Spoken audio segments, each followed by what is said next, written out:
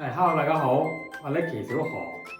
我就係擁有國際金融機構合規同埋風險管理嘅經驗啦。曾經就任職喺瑞銀 UBS、中銀國際同埋畢馬威 KPMG。同時我都有超過7年嘅私人補習嘅經驗啦。今日接觸到好多嘅家庭就好清楚就了解到仔女教育開支有沉重嘅壓力啦。而家我就喺宏利就擔任理財顧問呢一職。好多人會問點解我就會由合規呢一行就轉到保險同埋理財呢一個行業呢？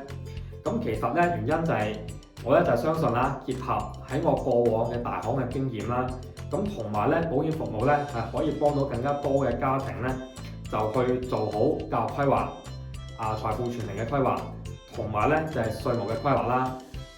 就俾咗好多家庭喺財務安排各方面，同埋仔女更加多嘅選擇啦喺將來。點解會揀我呢？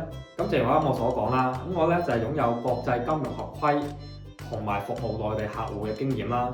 第二就係我對家庭教育市場有深入嘅了解。第三我就係擁有晒所有嘅保險牌照啦。一般保險同埋長期保險嘅業務啦。包括就係投資相連嘅長期保險啦。當然啦，我嚟緊都係會繼續講下關於保險同埋教育呢方面嘅概念同埋知識俾大家啦。就每日一個分享啦。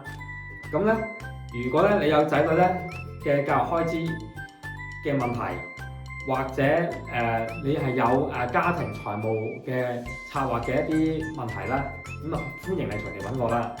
我就好樂意就為你提供專業嘅意見嘅。如果你覺得有用記得點讚、分享同埋收藏啦。如果你係有問題嘅話亦都可以喺下面就 PM 我嘅。我係 Nicky 小何。今日我嘅自我介紹先到呢度先，拜拜。